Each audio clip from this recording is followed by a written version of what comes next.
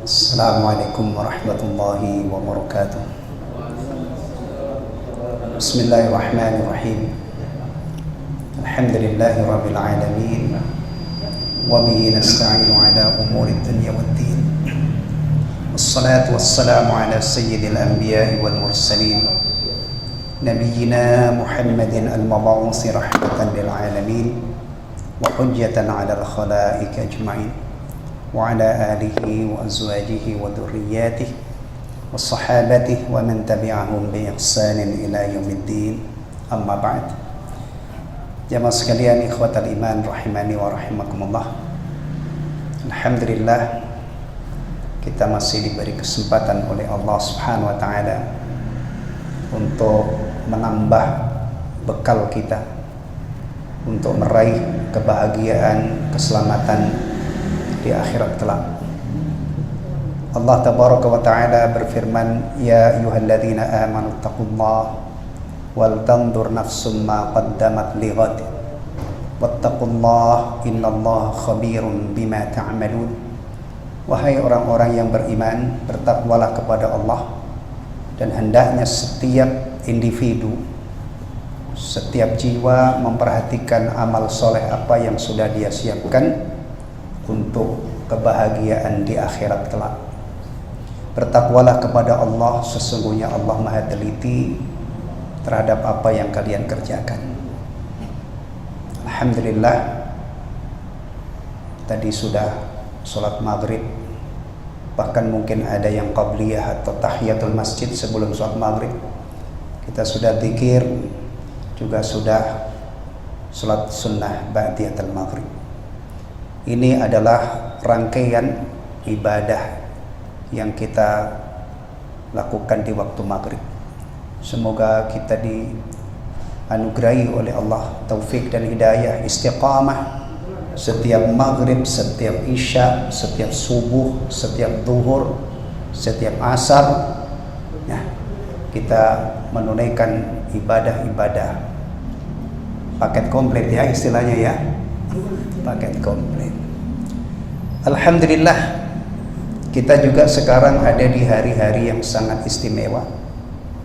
10 hari pertama bulan Dzulhijjah itu istimewa banget untuk beramal soleh. Rasulullah SAW bersabda, yang artinya tidak ada hari-hari yang amal soleh dikerjakan padanya lebih dicintai oleh Allah. Lebih dicintai itu maknanya lebih besar ganjarannya, melebihi amal-amal yang dikerjakan di 10 hari pertama Dzulhijjah.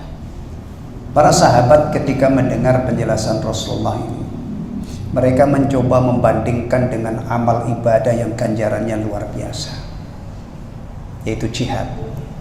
Maka mereka bertanya kepada Rasulullah, waqalu walal jihadu fi sabilillah ya Rasulullah, apakah amal-amal saleh yang dikerjakan di 10 hari pertama Dzulhijjah itu tidak bisa dikalahkan oleh jihad sekalipun? Rasulullah ternyata menjawab, iya, walal jihadu fi sabilillah, benar, amal-amal soleh itu tidak bisa dikalahkan oleh jihad sekalipun. Illa rajulun kharaja bi nafsihi wa malihi falam yarji bidzalika min syai', kecuali seseorang yang berangkat ke medan jihad, mempertaruhkan harta dan nyawanya, jiwanya, kemudian tidak ada yang kembali sedikit. Artinya hartanya habis di jalan Allah, nyawanya melayang gugur sebagai syahid. Jadi ini adalah kesempatan emas untuk beramal soleh. Bentuknya umum, ya, umum. Jadi kalau ada yang memperbanyak puasa dari tanggal 1 sampai 9, ya bagus. Tapi tidak mesti puasa. Yang tidak sanggup puasa yang berat baginya masih bisa. Bahkan semua amal soleh. Kita berharap akhlak yang kita praktekkan, ya, anak yang berbakti kepada orang tuanya, mudah-mudahan ini ganjarannya lebih besar daripada yang lain. Seorang suami yang menafkahi keluarganya, ganjarannya mudah-mudahan lebih besar, ya. Yang memaafkan kesalahan orang, yang menyambung silaturahim, yang menebar salam, yang berjabat tangan, bahkan yang senyum. Mudah-mudahan ganjarannya lebih besar daripada hari-hari yang lain. Ya. Baik, ikhwatal iman rahimani wa rahimakumullah. Oh ya, nanti yang tanggal 9 itu ada puasa sunnah muakkadah ya, puasa Arafah. Rasulullah pernah ditanya tentang fadilah puasa Arafah. Kata beliau sallallahu alaihi wasallam, yukaffirus sanatal madiyah wal baqiyah, menghapus dosa-dosa kecil tahun lalu dan yang akan datang.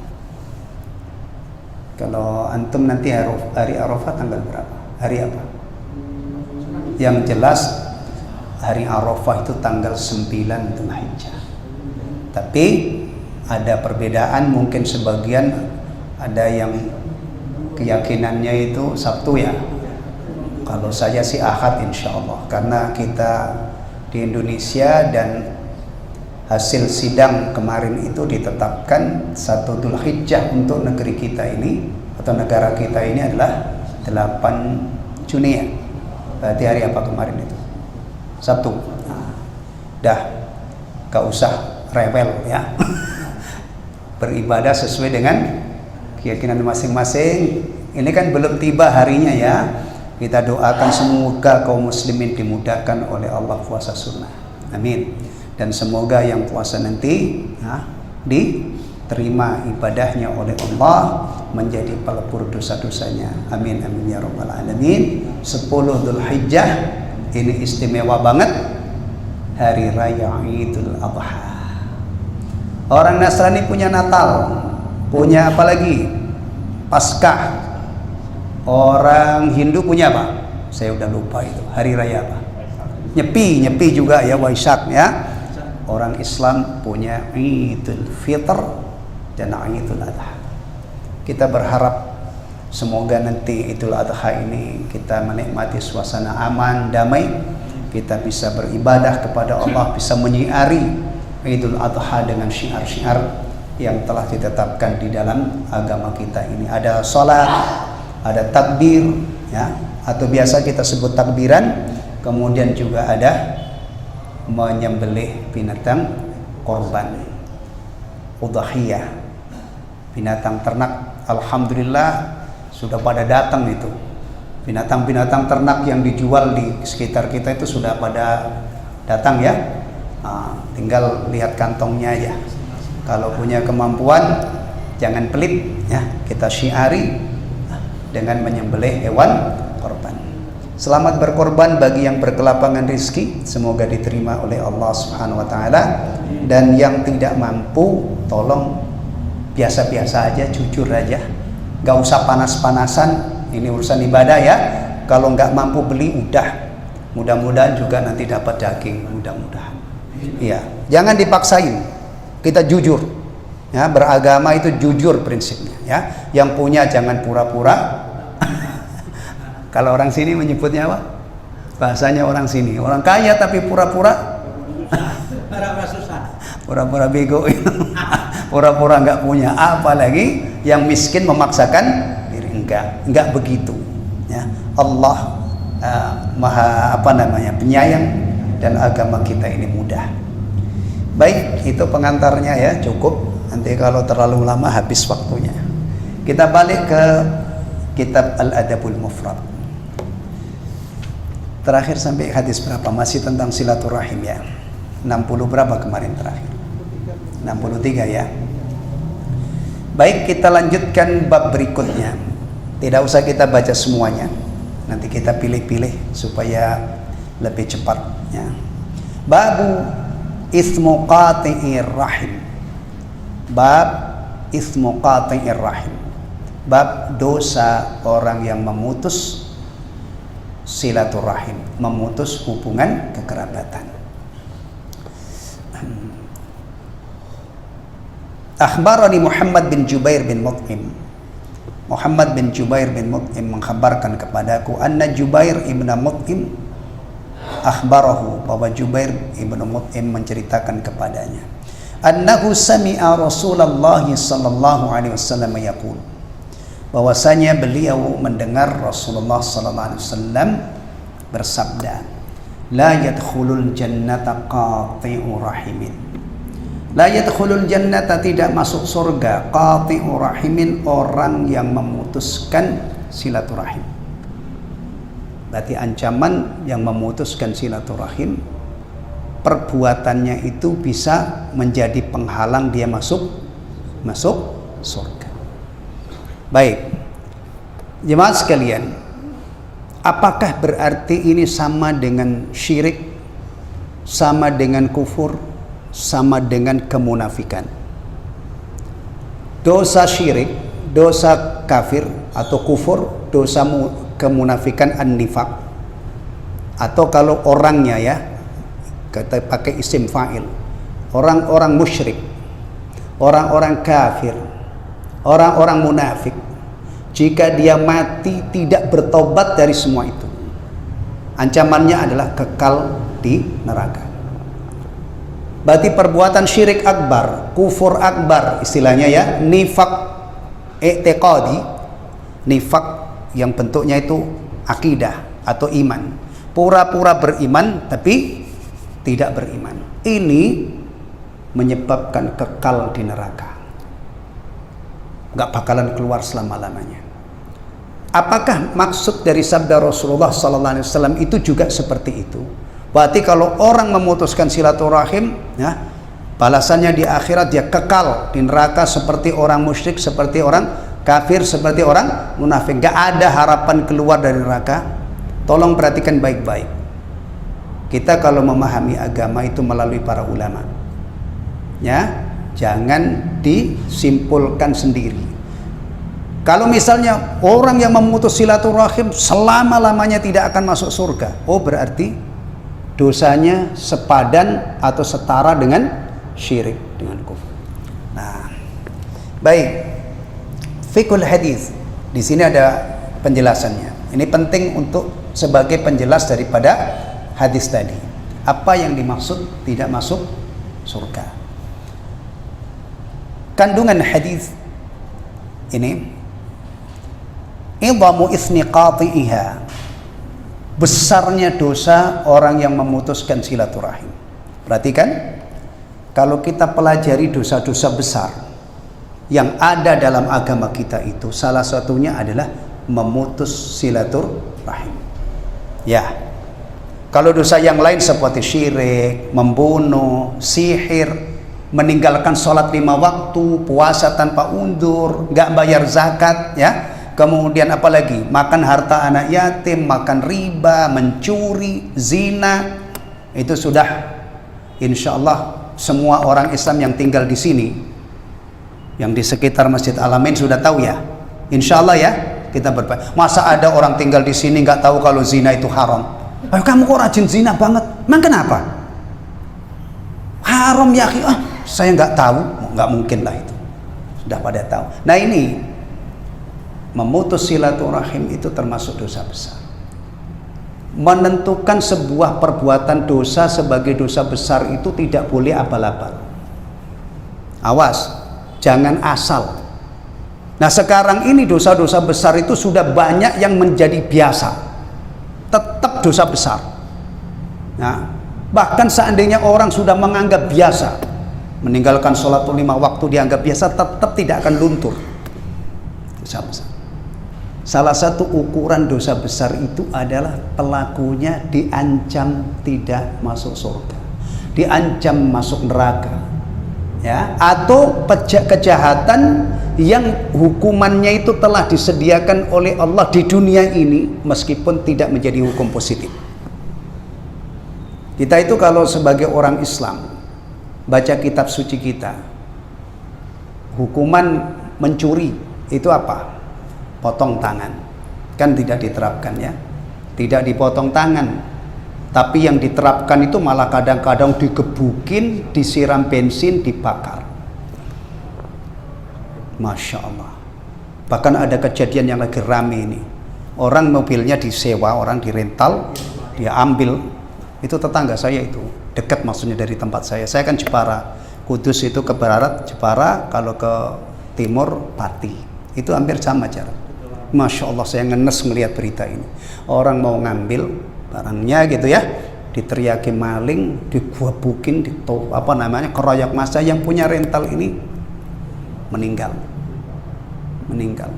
Dan saya baca beritanya, semoga benar, kesaksian dari keluarga ini orang baik, dermawan. Bahkan jenazahnya yang dikeroyok massa ini dimakamkan di dekat pesantren apa gitu. Ya, ini cermin ya. Kalau di dalam Al-Quran itu pencuri kalau terbukti, ini tidak langsung dipotong ya, mahkamah yang memutuskan, mahkamah syariah itu cuma dipotong tangannya, itu pun tidak sebahu segini. Ya, nanti kalau motong lagi, nyuli lagi, potong kakinya, motong lagi, ini disilang-seling 4 kali, berarti tangannya nggak ada, kakinya biasa kayak kepiting itu jalannya, jadi ngesot-ngesot, nggak bisa lari dia. Ya, begini ini pasti dosa besar. Zina juga demikian. Nah, baik. Bihaitsu la yadkhulul jannah. Besarnya dosa orang yang memutuskan silaturahim, di mana diancam tidak masuk surga. Begini nih ikhwatul iman ya. Kalau bagi orang yang benar-benar pengen masuk surga, ya, pengen masuk surga. Bahkan kalau orang-orang yang memang cita-cita tertingginya adalah masuk surga. Akhir dari perjalanan hidup di dunia ini, dia susah payah di dunia ini, bersabar menunaikan ketaatan, mengerjakan ketaatan kepada Allah, bersabar meninggalkan maksiat, mudah-mudahan selamat ya. Orang-orang yang cita-citanya hebat ya, begini ini sesuatu banget. Dikabarkan ternyata memutus silaturahim itu penghalang masuk surga. Tapi kalau orang yang tidak peduli, biarin masuk neraka, biarin, astagfirullah ya, maka ilmu-ilmu begini ini tidak laku baginya. Tapi jangan lupa, kadang-kadang satu masa hari ini ada orang itu nekat banget, maksiat itu berani banget, tapi belakangan hari dia bertobat. Kisahnya apa, istilahnya kalau zaman sekarang hijrah, itu ya, hijrah ya. Dan itu biasanya anak-anak muda yang ini. Kalau yang tua sih mestinya sudah memang harus hijrah lah. Masa tua masih nggak bosen-bosen maksiat, banget. Ya. Nah ini nih penjelasan Imam An-Nawawi dikutip di sini. Imam An-Nawawi ini populer banget di negeri kita. Ya. Beliau punya kitab Riyadhus Shalihin, masyhur banget, kitab yang luar biasa. Kumpulan hadis-hadis Nabi, luar biasa. Dikaji di mana-mana, dan nama beliau itu masya Allah. Nah, ada tempat istimewa di hati kaum muslimin, terutama di Indonesia, karena beliau itu masuk jajaran ulama Syafi'iyah, punya kitab fikih besar, Majmu' Syarh Muhadzab ya, kemudian juga mensyarah Sahih Muslim ya. Ini beliau tidak punya keluarga, wafatnya muda banget, umur 45 tahun, tapi karyanya itu Masya Allah, kalau ditaruh di sini nih serak ini gak muat kali. Itu kalau kita pikir umurnya cuma 45 tahun sudah wafat, meninggalkan karya sebesar itu, dan umumnya diberkahi oleh Allah ya. Kitab Riyadhus Shalihin itu luar biasa, dikaji di mana-mana. Nah ini dikutip perkataan beliau menjelaskan masalah tadi. Qala An-Nawawi rahimahullah, atau kita sering menyebut qala al-Imam An-Nawawi rahimahullah, semoga Allah merahmati beliau ya. Inna adama dukhulil jannah, tidak masuk surga, yuhmalu taratan ala man yastahillul qati'ah. Nah, perhatikan, tidak masuk surga bagi orang yang memutus silaturahim itu ada dua pengertian. Kemungkinan pertama, orang ini menghalalkan perbuatan memutus silaturahim. Na'udzubillah, kalau sampai ke level ini ya, kita berlindung kepada Allah. Mudah-mudahan kita dan saudara-saudara kita kaum muslimin tidak ada yang seperti ini. Memutus silaturahim itu jelas dilarang. Bahkan salah satu dosa besar. Kalau salah satu dosa besar, kemungkinan pertama kata beliau adalah orang yang menghalalkan perbuatan memutus silaturahim. Berarti menghalalkan apa? Dosa besar. Ini bahaya banget. Perhatikan ya, orang melanggar larangan dengan menghalalkan larangan itu beda. Ya, sekedar contoh ya, ini ada orang kerjaannya itu mabuk, tapi dia masih mengakui bahwa perbuatannya ini adalah melanggar larangan Allah.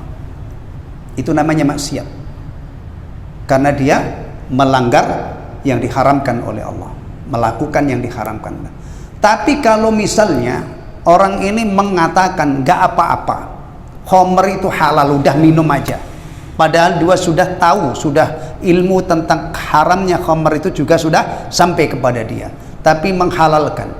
Orang ini nggak doyan misalnya, nggak pernah minum setetes pun, tapi dia meyakini bahwa haram khamr itu halal.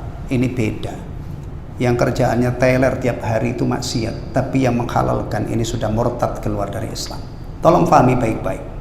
Kalau ada hal yang jelas-jelas halal diharamkan atau sebaliknya, ini namanya merubah hukum Allah. Itu berat banget. Sekedar contoh, semoga tidak ada yang saya contohkan ini. Kalau misalnya ada orang tuh hobi zina, tapi masya Allah dia masih merasa berdosa, mengaku bahwa yang dilakukan ini haram, tapi karena apa daya tidak sanggup melawan hawa nafsunya, maka maksiat. Ahlussunnah menyatakan orang seperti ini orang fasik, tidak boleh kita kafirkan. Dosa besar, fasik, naqisul iman, berkurang imannya, tapi jangan dikatakan murtad. Tapi kalau orang yang meyakini zina itu halal, meskipun dia impoten, nggak bisa ini, atau orangnya ini geletak, orangnya ini sakit parah, badannya penuh dengan selang, tapi dia punya keyakinan bahwa zina itu adalah zina halal misalnya, ia seorang muslim, sudah tahu, sudah sampai kepada dia bahwa zina itu hukumnya haram, kemudian dia halalkan, orang ini murtad, keluar dari Islam, bukan orang Islam hakikatnya. Nah, maka hati-hati, hukum Allah ini ada hurmahnya, ada kehormatannya. Nah, kata Imam An-Nawawi rahimahullah, pertama itu orang ini menghalalkan. Wa ukhra ala annahu la yadkhuluha ma'as sabiqin. Kemungkinan yang kedua adalah maksudnya dia tidak masuk surga bersama orang-orang yang terdahulu masuk surga. Artinya apa?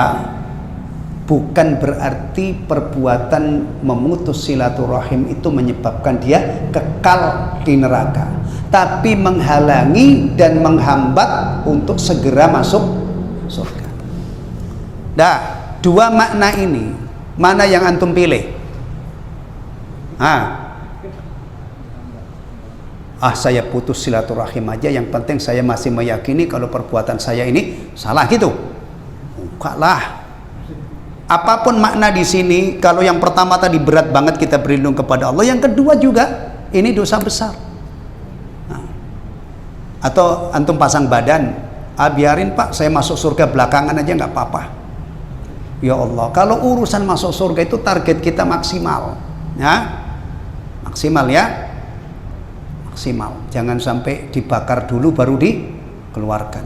Iya, ada kan kemungkinan itu. Awas, kalau antum nggak percaya ini, berarti akidah antum ada yang menyimpang.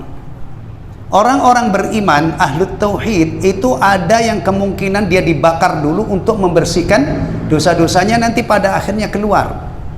Berarti ada orang yang terakhir masuk surga, terakhir dikeluarkan dari neraka. Tapi catatan baik-baik, tidak mungkin orang kafir, tidak mungkin orang musyrik, tidak mungkin orang munafik. Ini adalah orang-orang Islam, orang beriman, tapi berlumuran dosa-dosa besar. Allah tidak berkenan mengampuninya, maka kemungkinan yang paling pahit, kemungkinan yang paling parah dia dibersihkan dengan. Maka kalau kita kaji bab ini, ada bab namanya orang yang terakhir masuk surga. Kira-kira dapat jatah nggak? Masih dapat jatah nggak? Antum pernah kondangan nggak kebagian apa-apa? Apalagi di gedung. Antum datang kondangan, lihat ke rendang sudah tinggal bumbunya, capcay udah nggak ada, lauk-laukan. Itu sering, kemungkinan sering ya. Kenapa? Ya namanya tuan rumah, kemampuannya terbatas. Tapi kalau Allah tabaraka wa ta'ala menghendaki misalnya ini ada ahlu tauhid yang terakhir keluar dari neraka dan masuk neraka, masuk surga terakhir, kira-kira dapat jatah apa enggak? Kadang-kadang ada orang bercanda, tolong kalau urusan sakral, urusan surga, urusan neraka itu jangan canda ya. Kadang-kadang masih ada yang sempat bercanda. Ini urusan sakral. Jangan bicara surga dan neraka tanpa dalil, tanpa ilmu. Misalnya begini, ada orang ini kelihatannya tawadhu, dia merendah. Kalau saya sih nggak muluk-muluk, yang penting masuk surga aja. Di sana nggak dapat istana, nggak apa-apa. Saya mau rela jadi gelandangannya. Tiap malam tidur di emperan atau ini. Hah? Gimana kalau ada orang begini? Kelihatannya kan orang ini maksudnya rendah hati gitu ya, tawadhu. Kita nasihati, ya akhi, jangan begitu. Karena Rasulullah mengkabarkan orang yang masuk surga terakhir itu dapat karunia dari Allah 10 kali dunia ini. Itu yang terakhir masuk. Masya Allah. Nah, jadi kalau ada yang seperti itu ya, atau kalau ada yang ini, yang nekat banget, biarin dia masuk neraka. Di sana kumpul dengan orang-orang cantik-cantik, misalnya gitu ya. Kita kasih tahu, ya akhi, antum jangan nekat, gak bakalan kuat kamu, jangan nekat. Di dunia ini saja kalau kamu kena api, bahkan bisa menjadi penyebab kematian ya. Itu polisi yang dibakar oleh istrinya, 95% luka bakarnya, atau 96 qadarullah wafat ya. Nggak tahu saya muslim atau tidak. Kalau muslim kita doakan, tapi saya nggak tahu statusnya ya. Saya stop aja, cuman ambil hikmahnya ya. Ternyata di dunia saja, padahal panasnya api dunia itu cuman 1/70 dari api neraka ya. Baik, itu penjelasannya. Baik, berikutnya uqubatu qati'ir rahim bid dunya. Kita cukup satu hadis saja. Hukuman atau siksaan orang yang memutus silaturahim di dunia. Perhatikan baik-baik. An Abi Bakrah qala, dari Abi Bakrah, bukan Abi Bakar ya, Abi Bakrah. Beliau berkata, qala Rasulullah sallallahu alaihi wasallam, hadis nomor 67.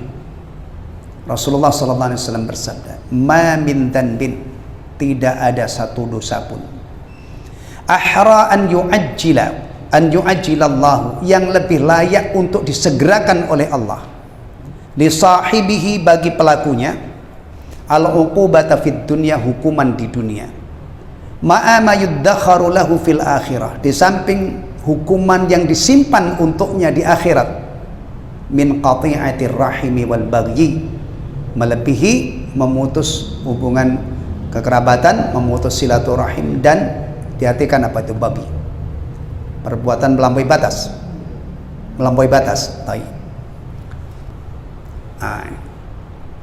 Tolong perhatikan baik-baik, jangan sampai kita luntur ilmu ini, keyakinan ini jangan sampai luntur. Begini, bertakwa kepada Allah atau ketakwaan kepada Allah, takwa itu penyebab utama kebahagiaan, apalagi kebaikan dunia dan akhirat. Lawan daripada takwa, maksiat kepada Allah, adalah penyebab utama kehancuran, kerugian, kesengsaraan dunia dan akhirat.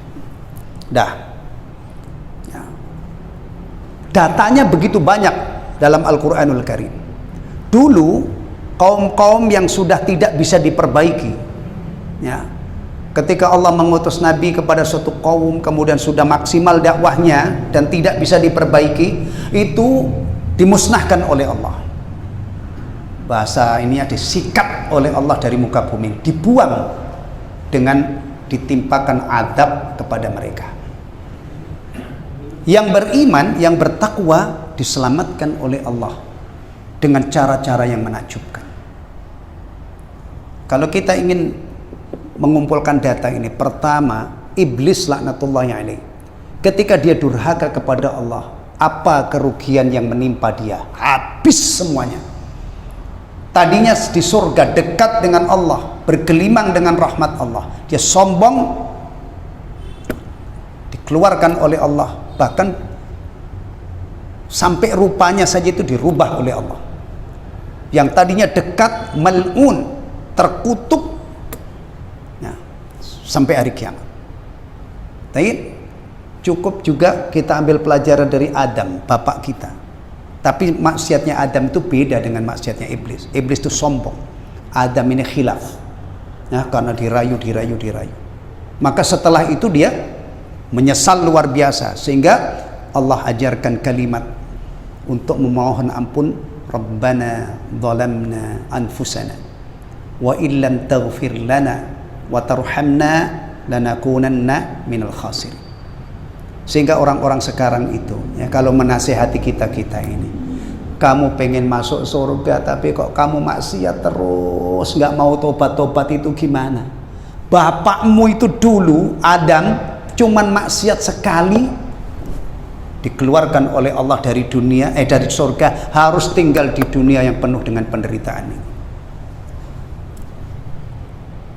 Kita tiap hari makan apa? Nasi, ya. Antum, kita itu kadang-kadang makan nasi itu lupa prosesnya. Di sini sengsaranya dunia itu harus nanam dulu, ya kan? Sekarang ada nggak varietas unggul dua pekan Pak tanam sudah panen? Belum ada kan? Belum ada kan? Padi itu paling singkat berapa? 3 bulan, ya. Berarti antum kenal, ya. Iya. Antum kadang-kadang enak banget tuh beli gorengan. Hah? Singkong yang renyah gitu, ya. Atau yang lain lah. Kira-kira nancepin pohon singkong sampai keluar singkong bisa digoreng itu berapa? 6 bulan ada, ya. Setahun tua banget gitu, ya kan? Atau antum misalnya makan jagung bakar, jagung rebus, enak banget. Nah, di sini kan kita tinggal makan, beli. Mungkin 5.000 goceng dapat, ya. Tapi jagung ini bisa kita nikmati prosesnya. Iya. Orang punya duit itu harus susah payah di sini karena tidak ada duit dari langit. Dulu Adam ketika di surga itu ya sudah tidak ngapa-ngapain, dijamin oleh Allah Subhanahu wa taala. Sekali maksiat keluar dari. Kemudian setelah Adam tinggal ada episode panjang, kaumnya Nabi Nuh ditumpas oleh Allah. Ya, Nabi Nuh dan orang-orang yang beriman di kapal, akhirnya selamat. Semua yang tidak naik kapal itu musnah, dimusnahkan oleh Allah. Nah, ini pertama. Kemudian berikutnya banyak. Jadi kesimpulannya, beriman, beramal soleh atau bertakwa kepada Allah itu adalah penyebab utama kebahagiaan, keselamatan dunia dan akhirat. Sementara maksiat itu sumber malapetaka, sumber kerugian dan kebinasaan. Nah, ini di sini tadi ada bab. Ternyata orang yang memutus silaturahim itu dan orang yang melampaui batas. Al-baghyu itu ada tiga makna. Ya, baghyu dalam arti melampaui batas, al-baghyu dalam arti memberontak pemerintah yang sah, dan al-baghyu artinya sombong. Ya, ini ternyata disebutkan oleh Rasulullah SAW, ya, mengundang adab Allah. Tidak ada satu dosa yang lebih layak disegerakan hukumannya oleh Allah bagi pelakunya melebihi silaturahim, memutus silaturahim, dan al-baghyu melampaui batas. Baik.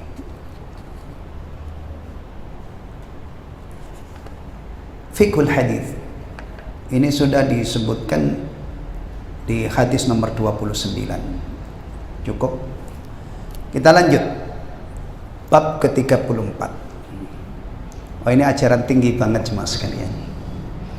Ini gampang kita pelajari, insya Allah. Ya. Aslinya bahasa Arab, kemudian sudah diterjemah, dan insya Allah sudah saya terjemah. Insya Allah paham kita, gampang mempelajarinya. Tapi untuk mempraktekkan ini luar biasa. Itulah ajaran agama kita.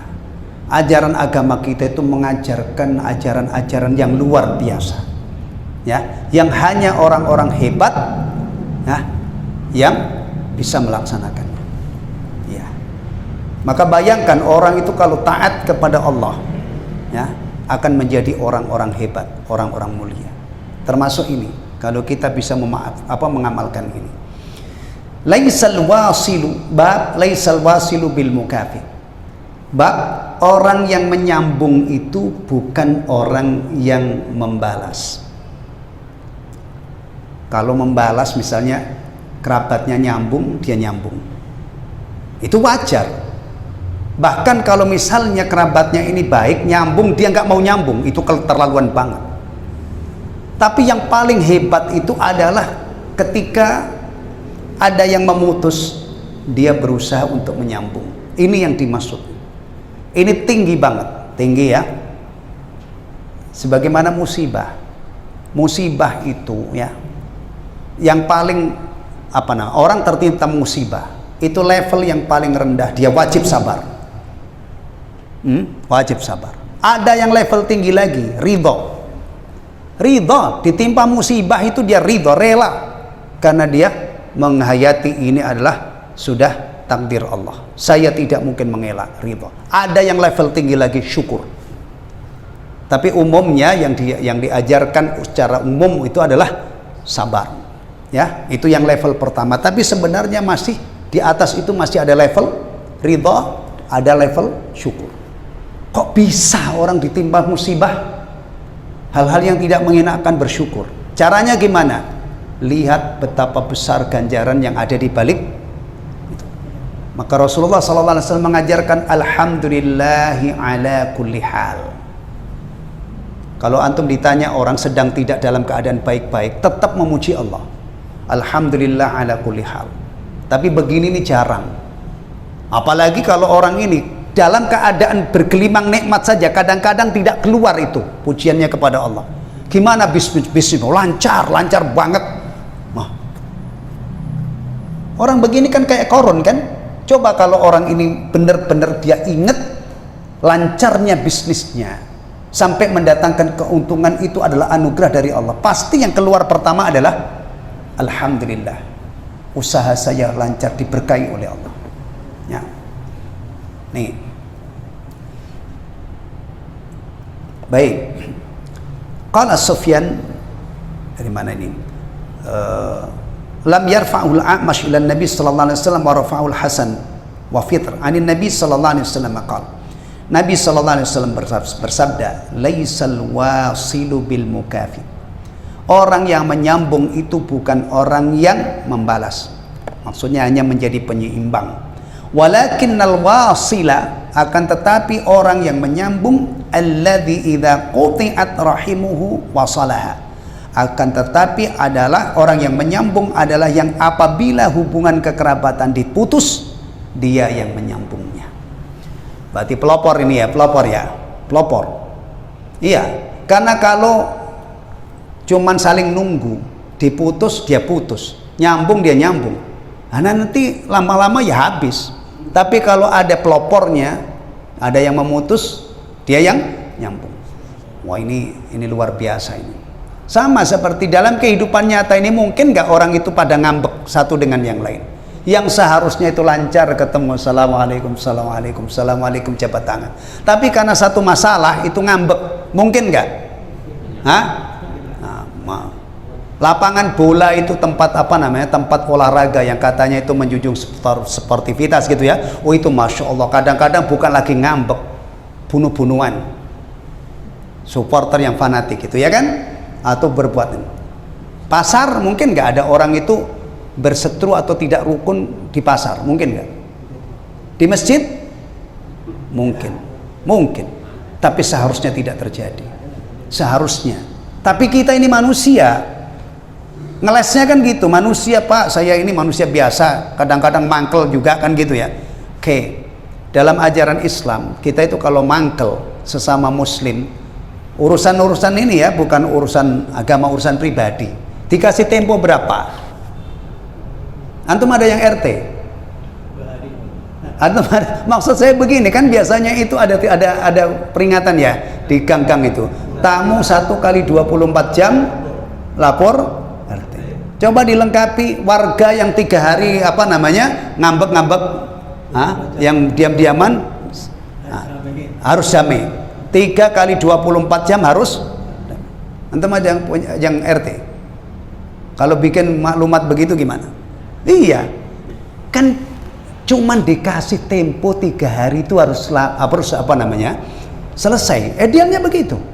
Ya, la yahillu li muslimin an yahjura akhahu fawqa thalath.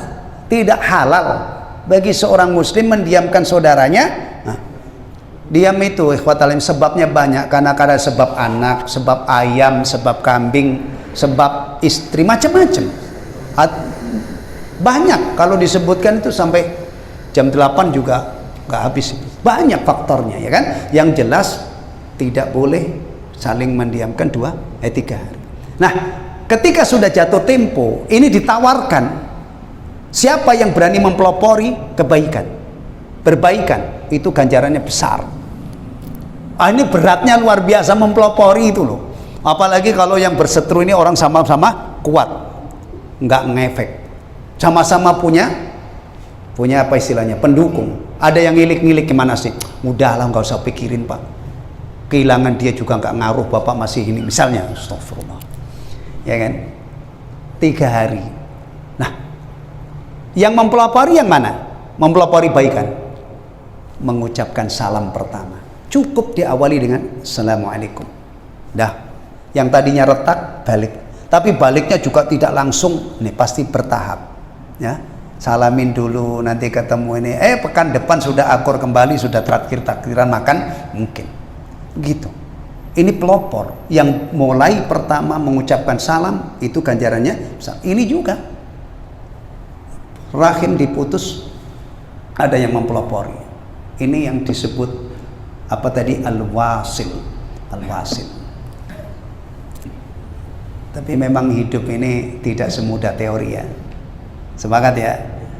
Kalau begitu mah nggak ada orang bermusuhan sampai tahunan, 3 hari selesai, 3 hari selesai. Nyatanya 3 tahun itu kadang-kadang nggak selesai. Nah, udah begitu nanti diwasiatkan lagi, dilanjutkan nama anaknya.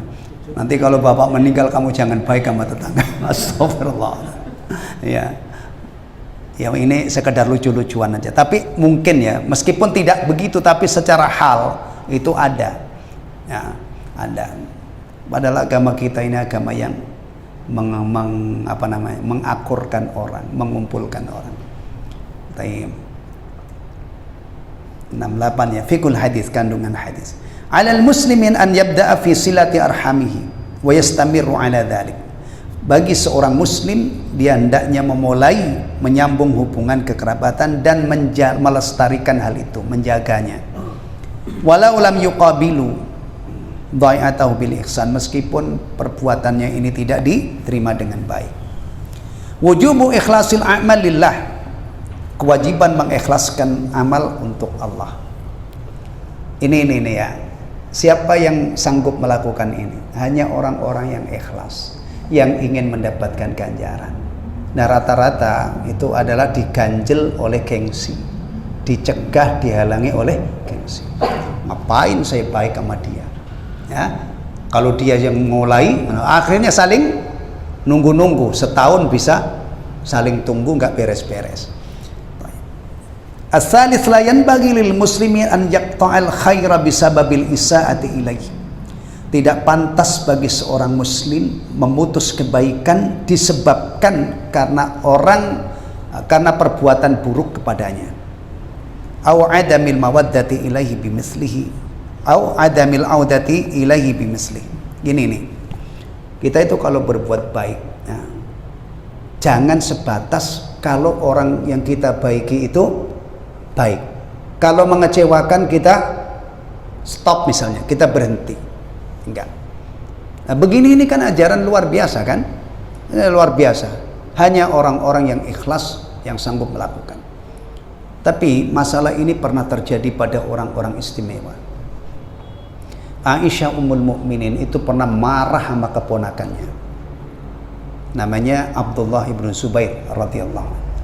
Putra dari Zubair bin Awam. Anaknya Asma. Anak Asma itu berarti keponakan kan? Nah, ada yang laporin. Jadi ceritanya itu Abdullah bin Zubair ini ngomong yang tidak baik tentang Aisyah. Dilaporkan orang. Berarti ada namimah di sini, ada orang ngadu-ngadu. Akhirnya sampai beliau itu bernadar tidak akan mau ngomong lagi dengan keponakannya ini, Aisyah radhiyallahu anha. Tapi di zaman itu kalau ada masalah begini ini pasti banyak yang menolong supaya baikan. Beda dengan sekarang. Kadang-kadang malah ngomporin gitu ya. Sampai akhirnya di suatu saat itu disusun siasat supaya Abdullah bin Zubair ini bisa ketemu dengan Aisyah. Nah, akhirnya ada dua sahabat yang menemani. Assalamualaikum. Waalaikumsalam. Boleh kami masuk? Boleh. Semua kami yang ada ini masuk? Iya, kata Aisyah. Padahal di situ ada tadi siapa? Abdullah bin Zubair, keponakannya. Dibukain pintu. Akhirnya Abdullah bin Zubair itu langsung memeluk Aisyah radhiyallahu anha. Nah, kok meluk Pak? Lah keponakan, mahram sama bibinya. Nangis-nangis minta maaf. Sahabat ini tentunya karena ini orang lain tidak ikut masuk ke nih di balik tabir. Ya, sambil merayu-rayu Aisyah, sambil mengingatkan sabda Rasulullah kaitannya dengan masalah memaafkan. Akhirnya luluh hati Aisyah radhiyallahu anha. Luluh. Itu alat itu. Karena mungkin itu apa namanya? Ininya sakitnya di sini itu dalam banget gitu ya, di sini di hati. Akhirnya luluh. Tapi kan menyisakan persoalan karena beliau radhiyallahu anha sudah bersumpah bahkan nadar tidak akan. Berarti urusannya kafarah sumpahnya. Itu sampai bayar 40 memerdekakan 40 budak. Padahal aslinya kafarah sumpah itu cukup memerdekakan satu budak. Sampai 40. 40 gimana? Ya 40 lah ya. 40 budak. Itu saja Aisyah kalau ingat masalah itu masih nangis beliau. Nah, yang kedua terjadi pada bapaknya Aisyah. Abu Bakar As-Siddiq juga pernah marah, pernah bersumpah tidak mau lagi memberi nafkah kepada Mistah radhiyallahu anhu. Mistah itu kerabat, fakir juga muhajir, membikin kecewa Abu Bakar. Tapi setelah radhiyallahu anhu, setelah diturunkan ayat di dalam surah An-Nur itu, janganlah orang-orang yang memiliki kelebihan dan keleluasaan bersumpah untuk tidak memberi nafkah dan seterusnya. Akhirnya dia cabut sumpahnya. Apalagi kita-kita ini, maksud saya ya, sangat mungkin saya atau antum yang belajar ini ternyata punya masalah. Ya, kita coba untuk apa namanya amalkan ilmu kita. Kita kalau ada yang mutus kita sambung. Kalau ada yang malas datang ke rumah kita, kita yang ngalahin untuk datang. Ya, semoga dengan demikian kita masuk dalam golongan orang yang menyambung itu bukan penyeimbang, bukan membalas, tapi yang lebih tinggi adalah yang nyambung adalah apabila rahimnya diputuskan atau terputus maka dia yang aktif menyambungnya. Wallahu taala alam bissawab. Subhanakallahumma bihamdika asyhadu an la ilaha illa anta astaghfiruka wa atubu ilaik. Assalamualaikum warahmatullahi wabarakatuh.